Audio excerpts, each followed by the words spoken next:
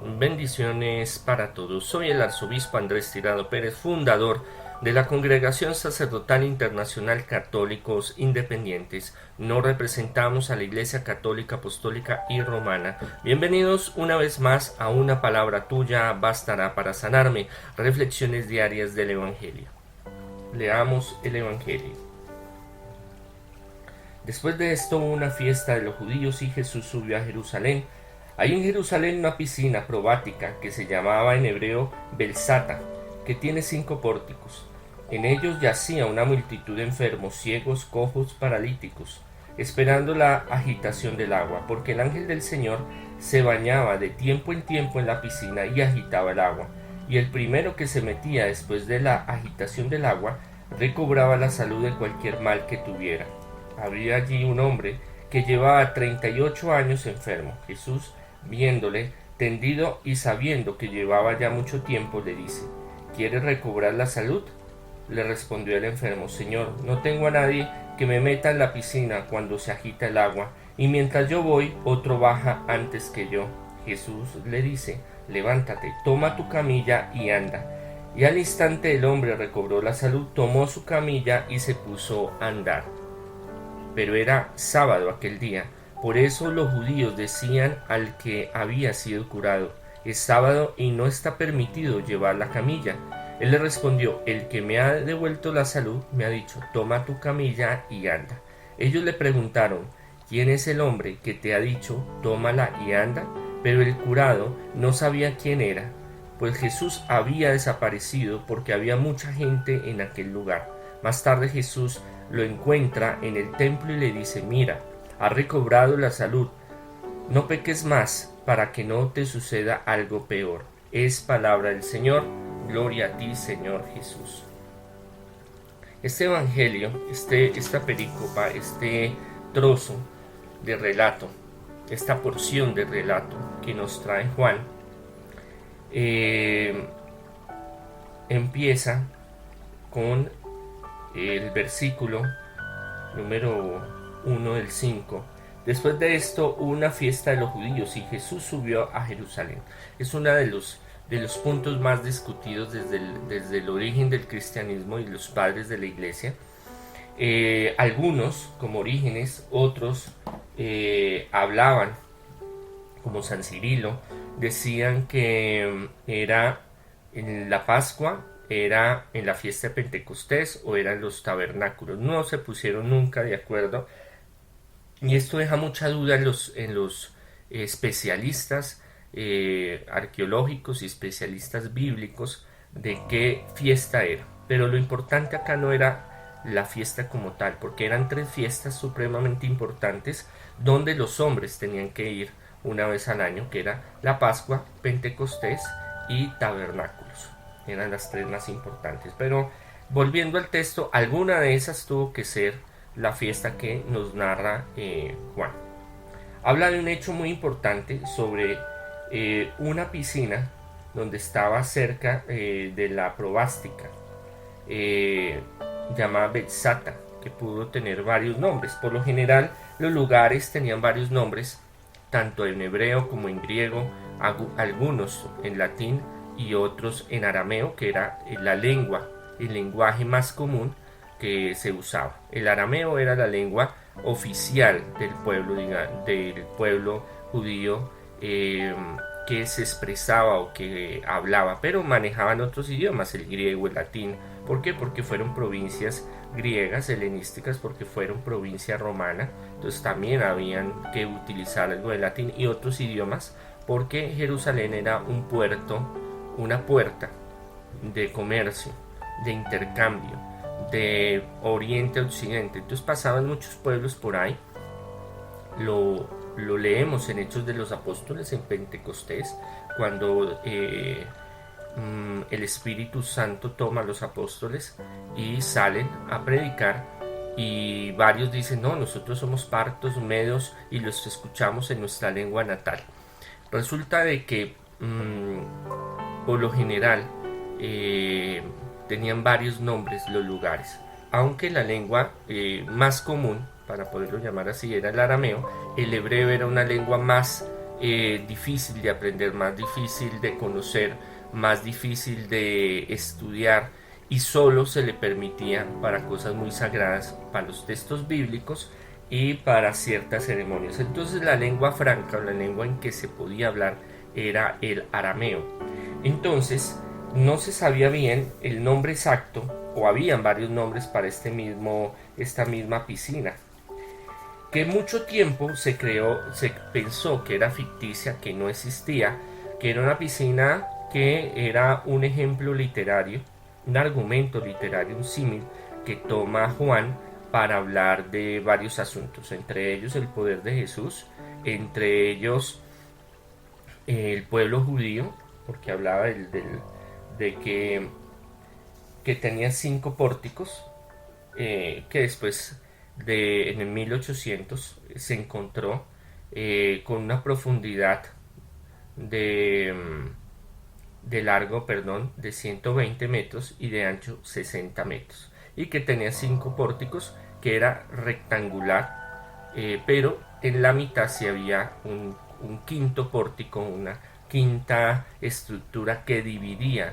esa piscina, porque esa piscina estaba cerca del templo y la utilizaban para lavar en cierta esquina de esa piscina, lavar al ganado o a los animales que se iban a ofrendar, que se iban a hacer sacrificios. Entonces era un sitio importante. Y hallazgos arqueológicos encontraron también de que no era solo una fuente para los judíos, sino que era una fuente donde venían otros pueblos, porque esa fuente de agua, esa piscina, era muy conocida por sus efectos sanadores. Se encontraron escrituras, se encontraron esbotos o fetiches o figuras donde se pedía cierta sanación. Por ejemplo, se encontró un pie en mármol donde decía el agradecimiento, una romana o griega, dándole agradecimiento a la piscina, al agua, por la curación que ella tuvo en su pie. Y así cientos de escrituras y de ciertos esbotos que encontraron y que dieron confirmación de que sí era un sitio no solo de purificación, porque el agua era muy importante para el pueblo judío, también para el pueblo, para la tradición cristiana, paleocristiana, por la purificación, la limpieza del agua, la cual está en todos los pueblos antiguos, y que los padres de la iglesia lo asociaban al bautismo. El agua de esa piscina era el agua bautismal, que es poderosa y es salvadora y liberadora. Pero sí encontraron esa piscina, entonces sí hay hallazgos arqueológicos de que sí existió como tal y servía tanto para el ritual de purificación como la tenían como sitio de sanidad. Y es ahí donde ocurre todo el relato que Juan nos cuenta, este milagro del paralítico. Y es un lugar en el cual, como estaba enterrado, como ya pues se creía por mucho tiempo que no existía, pero al excavar y encontrarlo se dieron cuenta de que habían muchos hallazgos donde sí tenía una particularidad muy especial esta piscina, que la tenían y como fuentes, con escritos extrabíblicos, como un lugar de sanación, un lugar de salud, como se consideraba antiguamente aguas que eran termales, o aguas que tenían radiación, o aguas que tenían alguna facultad de hidromasaje que ayudaban a la salud. En este caso pues hablamos concretamente de esta piscina donde ocurre todo el milagro de la sanación de este personaje. Entonces Jesús, bueno, nos habla también la Sagrada Escritura.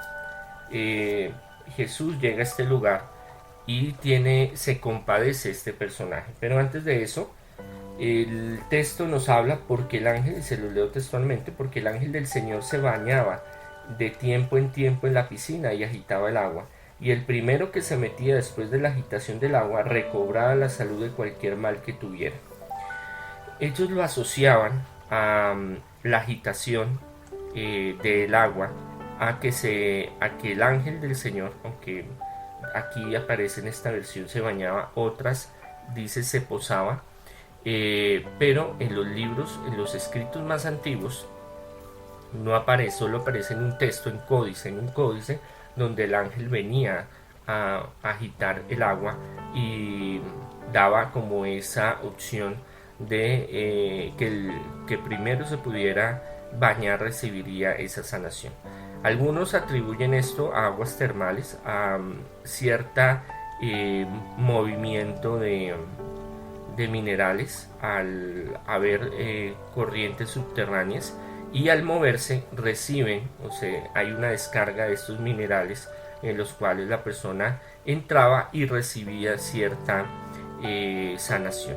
Esto ya lo conocían muchos pueblos antiguos, los romanos, los griegos, los hindúes. Por eso los indígenas, los baños termales eran muy importantes, los griegos, los romanos, el baño, aún los vikingos, los celtas, los nórdicos, creían mucho en las propiedades de estos baños, de estas aguas. En la actualidad encontramos varios sitios donde hay milagros, por ejemplo, de apariciones marianas, donde el agua tiene unas facultades y a estas aguas se les llaman irradiadas, bendecidas especiales, que hay varios tipos de agua, hay aguas bendecidas, hay aguas exorcizadas y hay aguas irradiadas. En un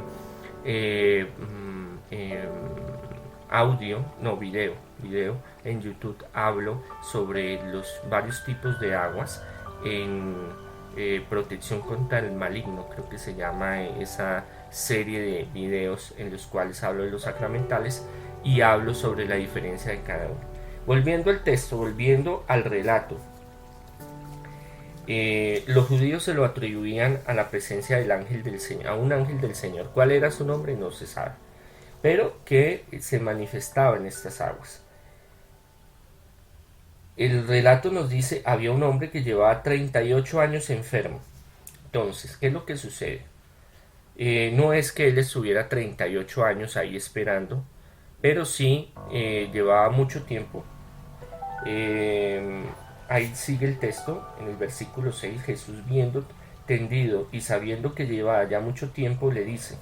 Entonces Jesús, por el poder divino que él tenía, por esa sabiduría que tenía, muy posiblemente también le hayan comentado sobre él, muy posiblemente él ya lo haya visto en épocas, en momentos anteriores, de que él estaba buscando esa sanidad, estaba buscando esa rehabilitación.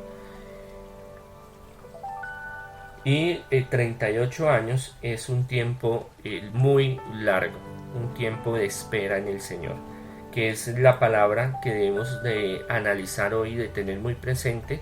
La espera en el Señor será recompensada, como dice el Salmo. El que espera en el Señor no queda defraudado. Es algo muy importante que nosotros debemos de tener, porque a veces queremos recibir bendiciones y a veces no se dan en el momento o como nosotros queremos, en el instante que queremos, entonces perdemos nuestra fe.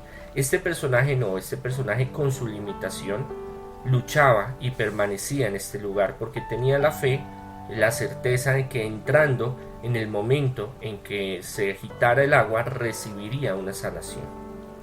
Jesús, viéndole tendido y sabiendo que llevaba ya mucho tiempo, le dice, ¿quiere recobrar la salud? No lo está cuestionando, no está probando su fe, pero sí le está indicando qué es lo que quiere realmente, qué es lo que quiere, porque él tiene el poder, porque él tiene la sanación, la liberación, la prosperidad, el rompimiento de cadenas genealógicas, el rompimiento de maldición. Él lo tiene todo, él tiene el poder porque es el Hijo de Dios, pero él mira es las circunstancias en el que él está, y no mira más allá de lo que puede recibir. Le respondió el enfermo, Señor, no tengo a nadie que me meta en la piscina cuando se agite el agua, y mientras yo voy, otro baja antes que yo. Gente, seguramente gente que está en condiciones de, como lo dice el relato, cojos, ciegos, paralíticos, pero con una movilidad mucho mejor que la de él. Muy posiblemente él tendría que arrastrarse, según lo que se alude al texto y a lo que uno investiga, y de los padres de la iglesia lo asocian a que él muy seguramente le tocaba arrastrarse para poder llegar a algún lugar. Jesús le dice, levántate, toma tu camilla y anda. La camilla porque muy seguramente él no podía moverse y tenían que trasladarlo, y vivir de esa forma es vivir una forma muy terrible de que esté dependiendo totalmente de los demás para todo. Toma tu camilla, levántate. Esa palabra quiere decir no solo levántate, ya lo hemos hablado, las palabras en el sentido semítico no es solo levantó y ya se fue, sino levantarse tiene una concepción espiritual, física, integral. Entonces ahí le está diciendo levántese no solo físicamente, sino en ánimo, espiritualmente, emocionalmente, como ser humano. Toma tu camilla toma tu camilla y anda. O sea, le está diciendo coja lo que trae como prueba de que ya está, o sea, que se realizó un milagro totalmente verídico, un milagro total, una sanación total, y anda, quiere decir da testimonio, manifiesta lo que está sucediendo, muestra al mundo que ha recibido una sanación. Y al instante el hombre recobró la salud, tomó su camilla y se puso a andar, dice el Evangelio. Pero era sábado aquel día, por eso los judíos decían al que había sido curado, es sábado y no te está permitido llevar la camilla. Esto es algo donde Jesús criticaba mucho el fariseísmo, no solo los fariseos, sino el fariseísmo, ese ser tan escrupuloso para la ley del Señor. Más que muchas otras cosas importantes, la ley tenía que prevalecer, porque era la ley del Señor, pero no en una interpretación humana, sino una interpretación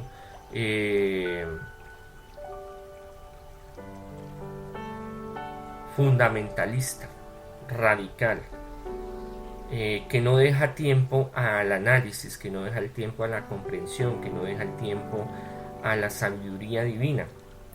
Y yendo en contra de lo que está sucediendo, ellos quieren seguir en su legalidad, y aunque miran el milagro, lo cuestionan de por qué está cargando con la camilla, que es que eso no se debe hacer porque es que está prohibido.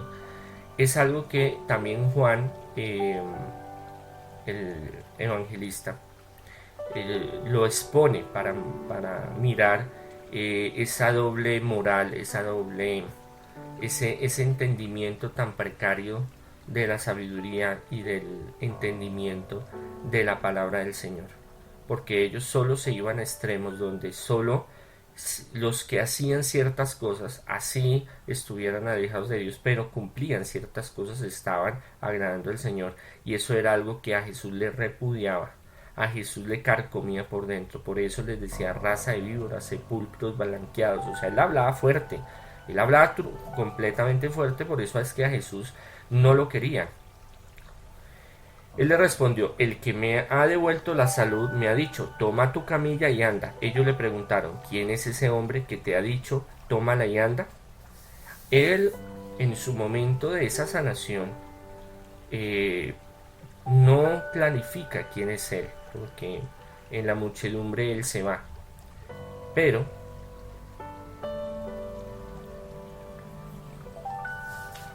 el Evangelio nos narra, nos muestra que él se tendrá que encontrar con Jesús en el templo. Tendría que dar una ofrenda de testimonio por haber recibido la sanación. Y Jesús le dice,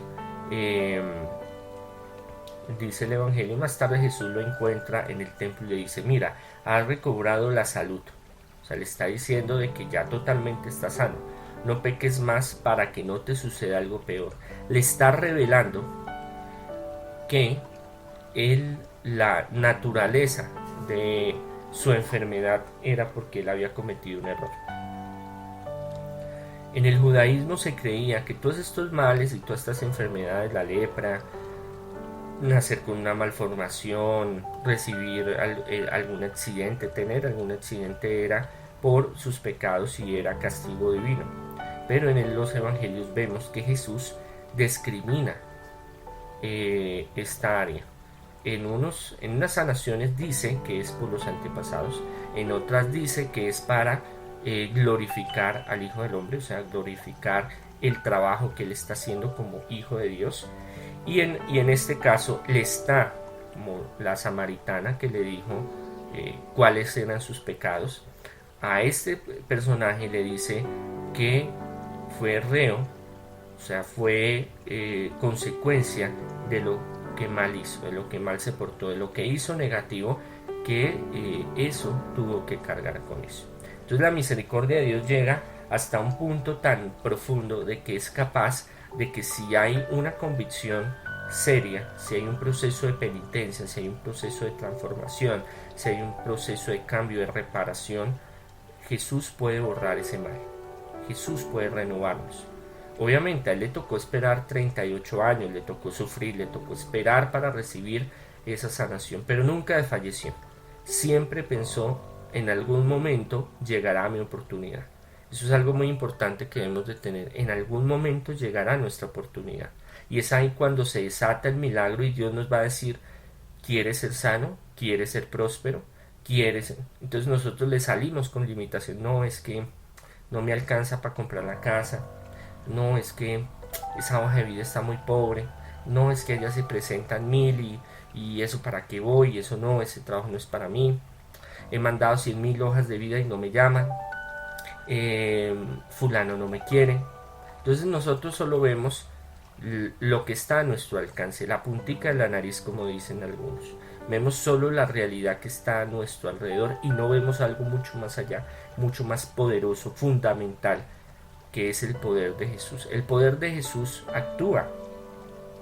Y no solo lo miremos como un relato ficticio, un relato, un símil de un texto moral, ético, que pues nos quiere referir a que debemos de ser mejores personas, no, sino que realmente, y Juan habla con todos estos detalles en los cuales se pensó mucho tiempo que no era realidad esta piscina y sí la encontraron y sí era esta piscina por las fuentes arqueológicas que realmente, o sea, sí hay una base, a lo que voy es que hay una base arqueológica histórica de que sí existió este lugar y muy posiblemente se dio este milagro. ¿Cómo se narró este milagro? ¿Cómo permaneció este milagro?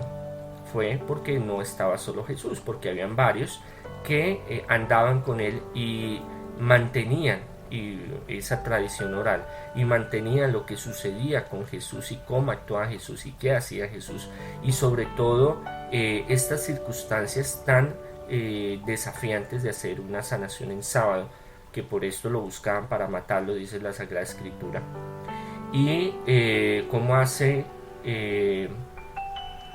para dar una sanación completa, íntegra. Esto nos llama el Señor el día de hoy. Nos llama a perseverar en la fe, perseverar en que Jesús tiene el poder de cambiarlo todo, sea en lo económico, sea en lo laboral, sea en lo espiritual, sea en lo personal. Dios tiene un propósito muy grande para nosotros, pero nosotros tenemos que poner de nuestra parte. Muchas veces creemos que son trabajos de brujería, muchas veces creemos que son cadenas genealógicas, muchas veces creemos que son maleficios, muchas veces creemos que son circunstancias que se dieron, muchas veces creemos que son aprendizajes o pruebas que nos pone el Señor, pero no es tanto a veces eso. Sí, no puedo decir que no, muchas veces sí es, pero muchas veces también son errores que cometemos. A veces nos dejamos llevar de nuestra soberbia, de nuestros pensamientos, de nuestros deseos, de nuestros impulsos, y eso hace que cometamos errores y que los tengamos que pagar acá en la tierra. Muy triste pagarlos cuando salgamos de acá, de este plano terrenal, cuando desencarnemos, pero mientras que estemos acá, Dios nos da la oportunidad que a través de penitencia, a través de la Eucaristía, a través de la oración, a través del cambio personal, de ese análisis y decir, no, yo por qué la embarré, no tenía por qué hacerlo, pero bueno, yo le ofrezco a Dios, Dios está conmigo, Jesús está conmigo y voy a mejorar. Ese es el propósito que Dios quiere en nosotros, esa transformación profunda en el ser, para llegar a recibir y ver más allá de nuestra realidad. No tengo, no me alcanza, no puedo, es difícil, es imposible, no se puede, eso es para otros. eso no se va a dar para nosotros. Entonces es algo muy importante donde debemos ver que Dios tiene un propósito y que ese propósito Dios lo puede hacer en nuestra vida. Si nosotros abrimos nuestro corazón a la presencia de Dios y si nosotros le pedimos a Dios que transforme nuestra vida y luchamos por salir adelante y vemos nuestros errores y de ellos aprendemos para cambiar nuestro presente y nuestro futuro.